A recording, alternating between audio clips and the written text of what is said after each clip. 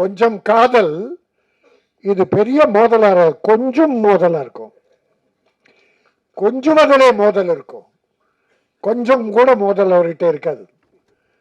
நம்ம தாய்மார்கள், பாட்டி, தாத்தா, குழந்தைகள், என் பேர பிள்ளை, பேத்தி எல்லாரும் உட்காந்து பார்த்து ரசிக்கலாம். கே எஸ் ரவிக்குமார் படங்கள்லாம் பார்த்துருக்கோம், செல்லமணி படங்கள் பார்த்துருக்கோம். கொஞ்சம் கூட விரசம் கூட கம்மியா இருக்கு, விரசமே இருக்காது. கவர்ச்சி வேணும், கவர்ச்சி வேணும், அதுக்குன்னு சார் ஆடியன்ஸ். அது கொஞ்சம், அது கூட நாகரிகமா, ஐயோ பாவி படமா எடுத்தான்னு திட்ட அளவுக்கு இருக்காது. ரொம்ப அற்புதமான ஒரு டைரக்டர், வெற்றி பட டைரக்டர். ரொம்ப காலத்துக்கு அப்புறம் இந்த படம் பண்ணியிருக்காரு. ஸ்ரீகாந்த் அழகான ஒரு ஹீரோ.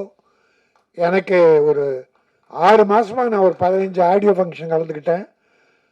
ஹீரோ ஹீரோயின் இருக்கவே மாட்டாங்க மேடையில். டைரக்டர் பாவம், ப்ரொடியூசர் பாவம்.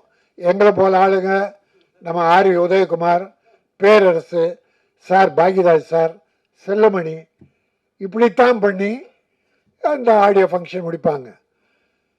ஹீரோ ஹீரோயினி அதிகமாக வரமாட்டாங்க, சிலர்லாம் கலந்துக்கிட்டு இருக்காங்க. அவர்களெல்லாம் நன்றி. அதில் ஸ்ரீகாந்துக்கும் அந்த ஹீரோயினி நல்லா அழகாக இருக்கீங்கம்மா, நல்ல காலம், நல்ல படம், அற்புதமான படம். ரங்கராஜ் சார் ராசி மிக்கவர்.